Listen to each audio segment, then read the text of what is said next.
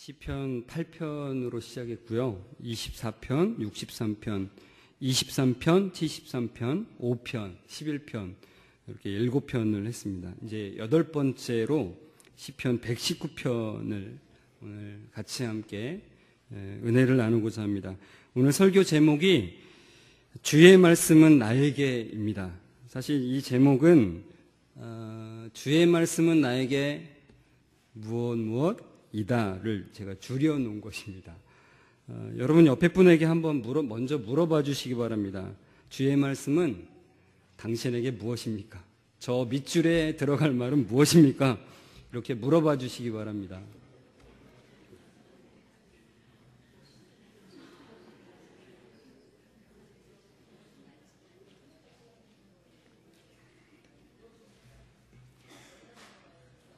네. 물으셨더니 주의 말씀은 내 길의 빛, 내 길의 뭐죠? 주의 말씀은 내 발의 등이요 내 길의 빛이니다. 이렇게 대답하신 분이 있으신가요? 네? 네. 우리가 들은 건 참 많이 있을 수 있습니다. 그런데 과연 솔직하게 저 밑줄에 과연 무엇이 들어갈 수 있겠습니까? 이 말씀이 과연 나에게는 무엇일까? 과연 어떤 역할을 하고 있나? 한번 생각을 해봤으면 좋겠습니다. 아프리카 선교사 중에 로버트 모펫이라고 하는 선교사가 있었습니다. 굉장히 50년간이라는 긴 시간 동안 아프리카에서 참 선교사역을 아주 잘 감당하신 분인데요. 이분이 써놓은 책에 이런 글이 하나 있습니다. 어느 날 그 선교하는 마을에 어떤 아이가 이제 찾아와서 이 모페 선교사님의 옷자락을 붙잡고 막 울더래요. 야, 왜 우냐 그랬더니 선교사님, 우리 마을의 동네 개가 제 성경책을 찢어 먹었어요. 선교사님 어떡해요? 이렇게 하면서 막 울더라는 거예요. 그래서 선교사님이 소년에게 말했답니다. 그래, 그럼 내가 새 성경책 하나 줄게. 울지 마. 이랬답니다. 근데 그 소년은 계속해서 울면서 이렇게 말하더래요. 아니에요, 선교사님. 저는 친구들 가운데서 가장 나쁜 애였어요. 그런데 이 성경책을 읽고서 좋은 아이가 되었어요. 그 성경책은, 그 개가 찢어먹은 그 성경책은 저에게 있어서 어느 것과도 바꿀 수 없는 보물이에요. 선교사님 이제 어떻게 해요? 이렇게 울면서 얘기하더랍니다. 그래서 선교사님이 어떻게 대답을 해줘야 되나 이렇게 고민을 하다가 문득 대답할 말이 생각났답니다. 이 말은 그 아이의 울음을 그치게 할 수 있는 말이었습니다. 뭐라고 말했을까요? 잠시 생각할 시간을 드리고 뭐라고 말했냐면 그 성경책이 너를 좋은 아이로 만들어줬던 것처럼 그 성경책을 찢어먹은 그 개도 좋은 개가 되었을 거야. 선교사의 말을 들은 그 아이는 진짜 울음을 그 자리에서 뚝 그치고 아주 기쁜 얼굴로 집으로 돌아갔다 그래요. 여러분, 성경책을 찢어먹은 그 개가 착한 개가 된 것을 믿습니까? 옆에 사람에게 한번 물어봐 주시겠어요? 믿습니까? 이렇게 물어봐 주세요.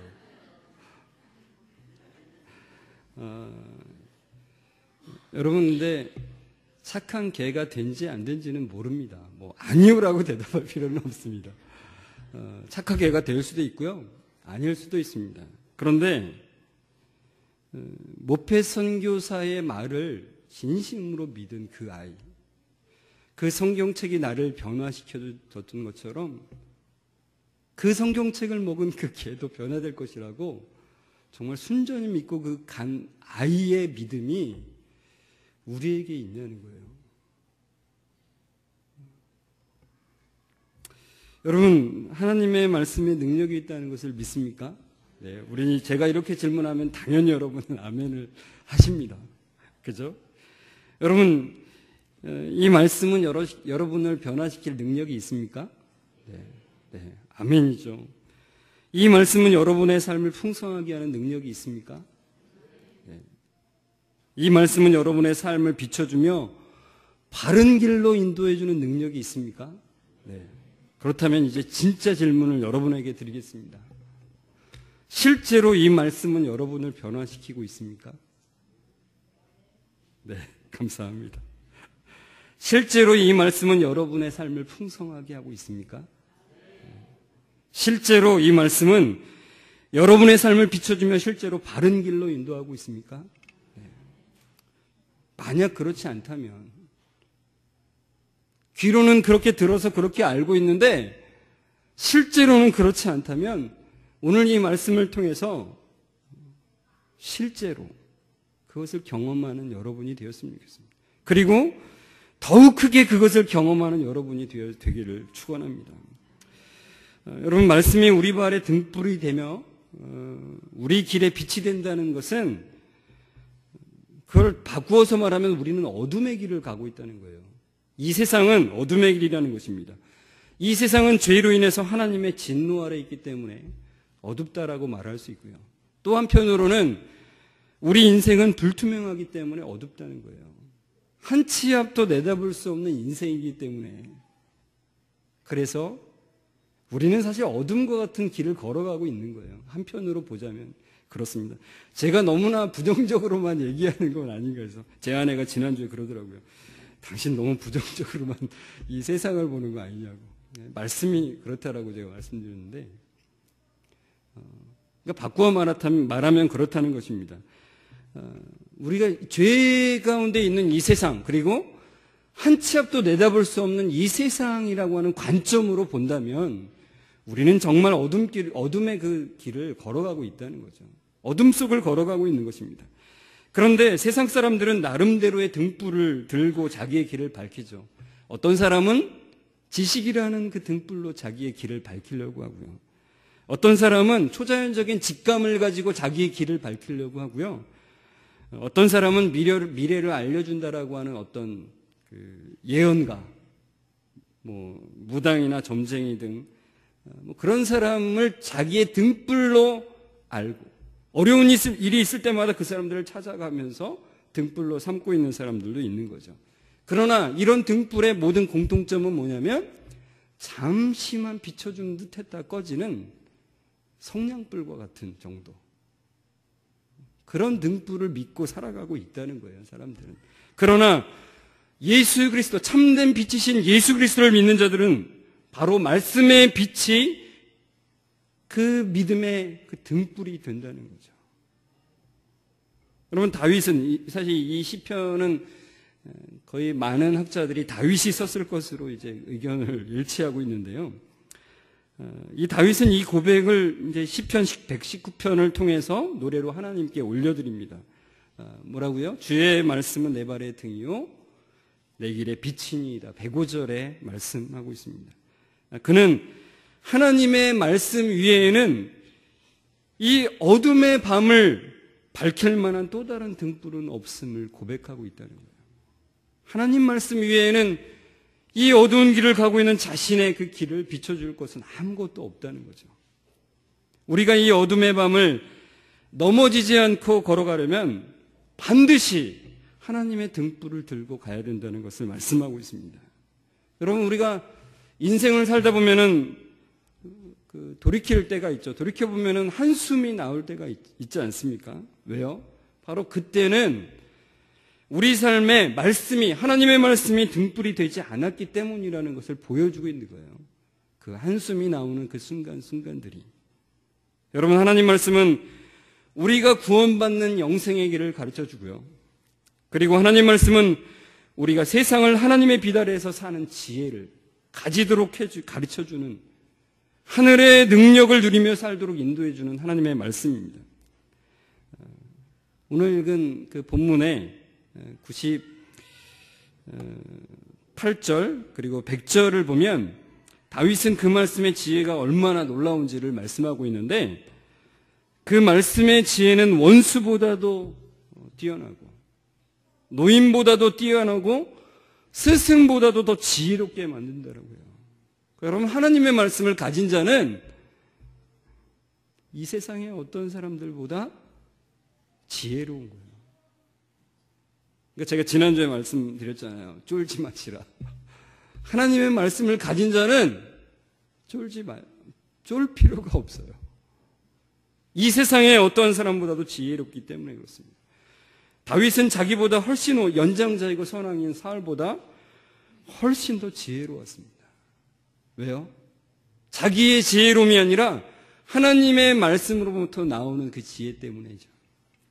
그는 자기보다 인생의 경험이 많은 선배들보다도 훨씬 더 경험이 많고 지혜로운 사람 같았습니다. 그 이유는 바로 말씀으로부터 나오는 지혜와 능력 때문에 그렇죠. 이 시편 119편은 앞에서도 보지만 119잖아요. 119.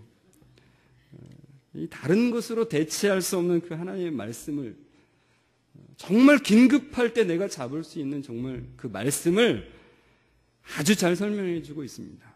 이 119편은 신구약 성경의 장 중에서 가장 긴 장입니다. 몇 절까지 있죠? 176절까지 있습니다. 여러분, 근데 이게 노래예요, 노래.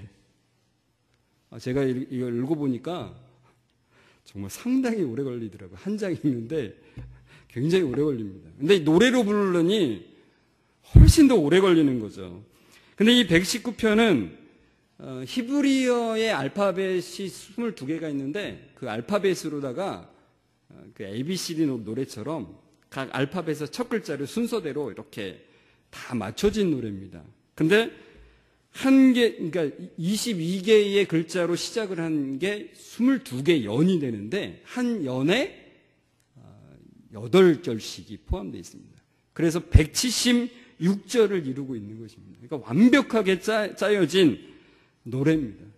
하나님의 말씀, 그 하나님의 말씀의 능력을 이렇게 길게 노래할 수밖에 없는 이 시편 기자의 마음이 제가 와닿더라고요. 시편 119편은 하나님의 말씀의 능력을 노래하는데요. 제가 몇 가지만 정말 많은 것들에 대한 이야기를 하고 있는데 몇 가지만 말씀드리자면 11절에 보시면 하나님의 말씀은 죄를 짓지 않도록 막아준대요. 맞습니까? 24절에 보면 난처한 일을 만났을 때 모략을 가르쳐주는 충고자가 된답니다. 어려운 일이 있을 때마다 지혜를 우리에게 말해주는 충고자래요. 42절에 보면 비방자들에게 둘러싸였을 때 그들에게 대답할 수 있는 말을 주는 말씀이래요. 여러분이 위기에 닥쳤을 때 할 말을 준다는 거죠. 49절에는 곤란 중에 빠졌을 때 소망을 가지고 다시 일어나게 하는 말씀이래요. 50절에는 고난을 당할 때 위로를 주는 말씀이라고 합니다. 52절에는 고난 중에서도 즐거워하는 능력이 된다는 겁니다. 고난 중에도 어려움 중에도 우리가 기뻐할 수 있는 것은 내 힘이나 내 지혜가 아니라 하나님이 주시는 그 말씀 때문이라는 것입니다. 여러분, 하나님 말씀은 이렇습니다. 너무 많아서 다 얘기를 못하겠어요. 위기를 모면하는 그 지혜가 하나님 말씀 가운데 있습니다. 현실을 극복할 수 있는 용기와 지혜가 바로 이 하나님 말씀 가운데 있습니다. 심지어 건강을 유지하는 비결도 이 말씀 가운데 들어있어요.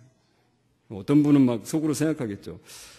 건강을 유지하는 거는 저 병원에서나 또는 건강센터에서나 해주는 줄 알았는데 성경에도 있나? 하나님께서 우리의 육체를 지어주셨잖아요. 그렇기 때문에 이 우리의 육체를 지어주신 하나님이 이 육체를 관리하는 법도 가장 잘 알려주시는 겁니다. 혹시라도 궁금하신 분이 있으면 제가 이 얘기를 더 하면 이게 건강 세미나가 될까 봐 개인적으로 찾아오시면 제가 말씀에 어떤 비밀이 거기에 건강 비결이 있는지 개인적으로 말씀드리겠습니다. 참 많은 것들이 이 말씀 가운데 들어있습니다. 근데 무엇보다도 하나님의 말씀은 우리의 삶을 변화시키는 능력이 있다는 겁니다. 여러분이 굉장히 잘 아시는 말씀이죠. 히브리서 4장 12절 말씀 같이 한번 읽어볼까요? 시작.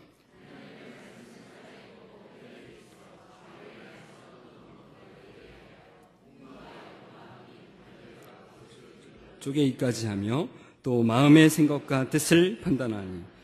여러분, 하나님 말씀은 좌우의 날이 선 어떤 검보다도 예리합니다. 그래서 혼과 영과 및 관절과 골수를 찔러 쪼개는 능력이 있다는 거예요. 말씀은 이렇게 강력하다는 겁니다. 우리의 삶을 변화시키며 우리의 삶에 참된 풍성함을 주는 말씀이라는 겁니다. 우리의 발에 등불이 되며 우리의 길에 빛이 되는 말씀입니다. 강력한 말씀. 그런데 우리가 이런 강력한 우리의 삶을 변화시키는 이런 말씀을 설교를 통해서 최소한 읽지는 않더라도 매일같이 읽으시나요? 그렇게 읽지는 않더라도 말씀을, 그 강력한 말씀을 설교로 듣고 있는데도 왜 이런 능력을 우리가 충만하게 경험하지 못하는 것일까요? 그게 제 마음 가운데 의문이 들었습니다. 저 앞에 그림은 이제 세례 요한인데요. 세례 요한은 예수님이 메시아라는 확신을 가졌습니다. 그래서 예수님을 보고서 하나님의 어린 양이라고 분명하게 그쪽을 가리켰습니다. 그런데 그렇게 확신을 가졌던 세례 요한이 헷갈린 적이 있습니다. 바로 헤롯에 의해서 저렇게 감옥에 갇혔을 때입니다.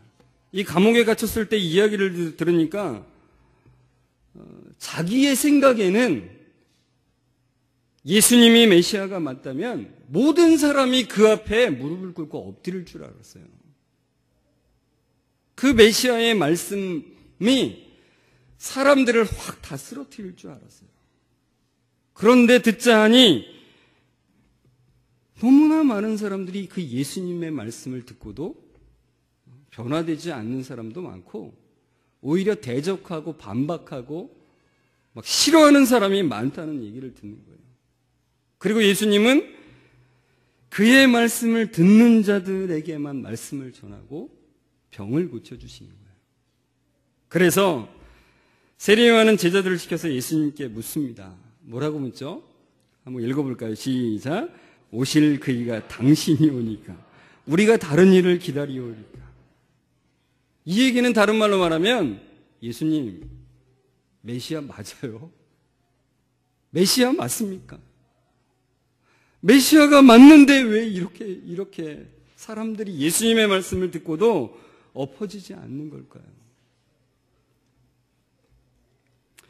예수님께서는 세례 요한의 제자들에게 그 이사야의 말씀으로 그분이 진짜 메시아인 것을 말씀하십니다.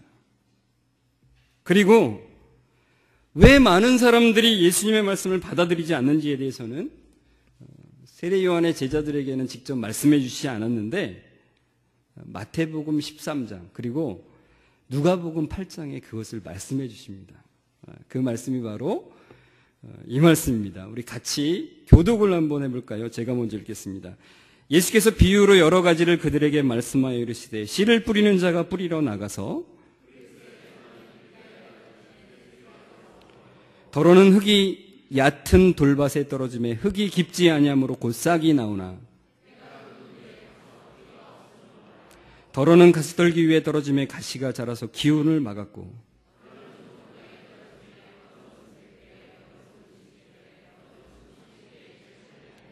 아멘. 네, 바로 네 가지 밭의 비유입니다.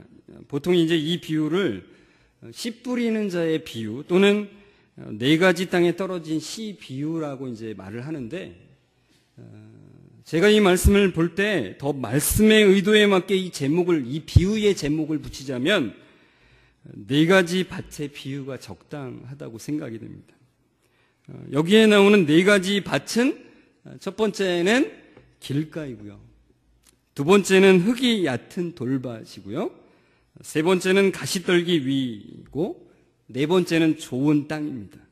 길가라는 것은 밭과 밭 사이에 농부들이 다닐 수 있는 길이죠.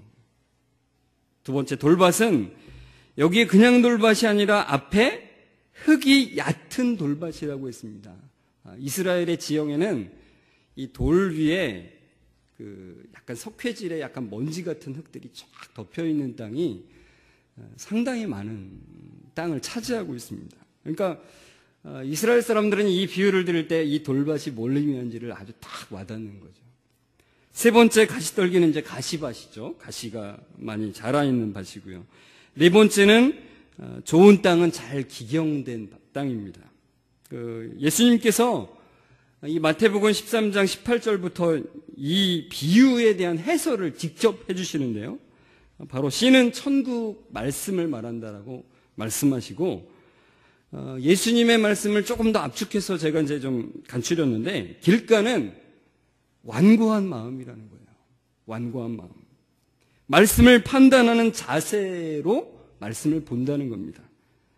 그럴 때는 악한 자가 그 뿌려진 것을 빼앗아 간대요. 새가 그 씨앗을 쪼아 먹듯이 말씀을 들었는데도 완고한 마음으로 그 말씀을 판단하는 자세로 있으면 사탄이 우리 귀로 들어온 그 말씀을 빼앗아가 버린다는 거죠. 두 번째, 돌밭은 피상적인 마음이라는 겁니다.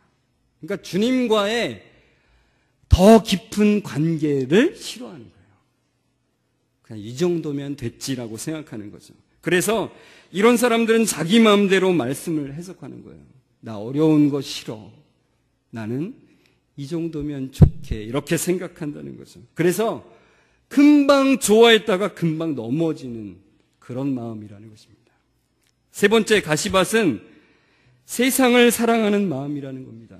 욕심이라는 거죠. 세상의 염려와 재물의 유혹의 말씀이 막힌다는 겁니다.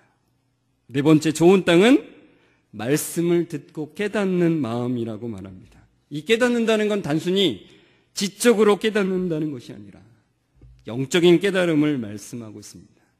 그 영적인 깨달음으로 인해서 열매를 맺는다는 거예요. 몇 배요? 더러는 100배, 더러는 60배, 더러는 30배의 결실을 한다는 거죠. 여러분, 이 비유에서 핵심은 싹이 트느냐 아니냐가 아니라 열매를 맺느냐 아니냐라는 거예요. 그러니까 영적인 깨달음으로 인한 능력이 나타나느냐 아니냐, 영적인 깨달음으로 인한 풍성함이 나타나느냐 아니냐, 이게 핵심이라는 겁니다. 그러므로 저렇게 4개의 밭이지만 실제로는 2 종류의 밭을 말하고 있는 거예요. 뭐랑 뭐죠? 뭐랑 뭐죠? 뭐랑 뭐로 나눌 수 있는 겁니까? 열매 맺는 밭과 열매 맺지 않는 밭으로 나눌 수 있다는 겁니다. 그러니까 말씀은 듣지만 열매를 맺지 못하는 밭, 그것은 완고한 마음의 밭, 피상적인 마음의 밭, 욕망으로 뒤덮인 밭이 말씀의 열매를 맺지 못하게 한다는 거죠. 그러니까 이유는 여러 가지지만 다 결과는 그건 같은 거예요. 말씀의 열매를 맺지 못하는 거죠. 여러분, 그렇다면 우리 마음 속에서 완고한 마음과 피상적인 마음과 욕망의 마음을 버려야 되겠죠? 그렇습니까? 그렇다고 생각되시는 분은 오랜만에 고개를 끄덕여 주시기 바랍니다. 네. 여러분, 그런데 이 4종류의 밭의 비유에서 우리에게 주는 매우 중요한 포인트가 있습니다. 제가 좀 전까지 말씀드린 건 여러분이 다 이제 많이 들었던 내용인데 매우 중요한 포인트가 있어요. 제가 이제 신방 가서 지난 주간에 어느 집에 가서 이 마태복음 13장으로 말씀을 전했는데, 여기까지 전하고는 제가 물어봤어요. 그 가정에 좋은 밭이 되려면 어떻게 해야 될까요? 이렇게 물어봤어요. 근데 아이들도 다 대답하더라고요. 여러분, 좋은 밭이 되려면 어떻게 해야 됩니까? 마음 생각하지 마시고 진짜 밭. 네. 좋은 밭이 되려면 어떻게 해야 되죠? 잘 안 들립니다. 크게. 네, 갈아엎어야만이.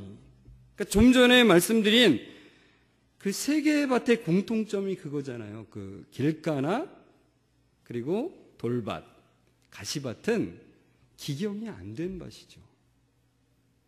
길가, 돌로 굳어지고 가시로 무성하게 된 밭은 기경하게 된 밭이 아니죠. 그러니까 좋은 밭이 되려면 갈아엎어져야 됩니다.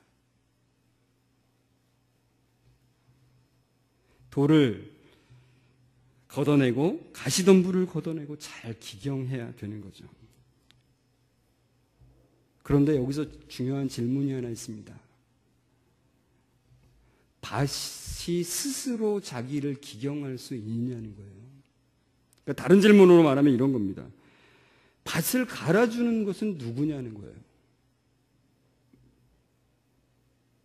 여러분, 밭을 가는 것은 누굽니까? 밭입니까? 밭이라면 제가 상상을 해봤습니다. 밭이 이렇게 꿈틀거려서 자기 스스로를 갈 수 있냐는 거예요. 우리 역시 아이들은 막 따라해요. 이렇게. 밭은 스스로 자신을 기경할 수가 없는 거죠. 누가 기경을 합니까? 밭을 가는 건 누구예요? 농부이죠. 여러분, 우리 마음의 밭이 좋은 밭이 되려면 우리 마음의 밭의 농부이신 하나님께서 우리 마음을 기경해 주셔야 된다는 거죠. 그게 바로 이 비유의 굉장히 중요한 포인트가 된다는 거죠. 그러기에 여러분, 우리는 기도하면서 주님을 붙잡을 수밖에 없다는 거예요. 주님, 단단하게 굳어진 저의 마음을 기경하여 주옵소서. 돌밭과 같은 저의 마음을 기경하여 주옵소서. 세상의 염려와 욕심으로 무성하게 자라버린 가시밭과 같은 저의 마음을 주님 기경하여 주옵소서. 그래서 좋은 땅이 되게 하여 주옵소서. 그래서 말씀을 듣고 읽을 때마다 싹이 트고 자라나서 말씀의 열매를 맺게 하여 주옵소서. 말씀의 능력과 기쁨의 풍성함을 30배, 60배, 100배를 누리게 하여 주옵소서라고 기도할 수밖에 없다는 것입니다.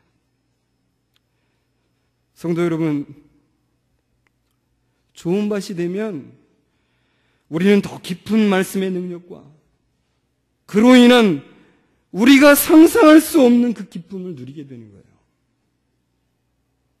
저는 때로는 걱정이 되는 게 있습니다. 어떤 성도들은 지금 내가 느끼고 있는 이 기쁨이 단주하는 게 정말 안타까운 거죠. 그거보다 상상할 수 없는 기쁨이 여러분을 기다리고 있어요. 좋은 밭이 되면.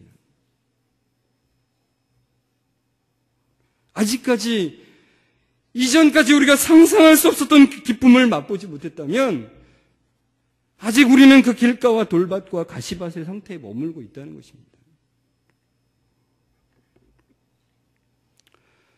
여러분, 시편 119편 97절 말씀처럼 주님, 저의 마음을 기경하여 주옵소서라는 그 마음으로 종일토록 작은 소리로 그 말씀을 읊조리십시오.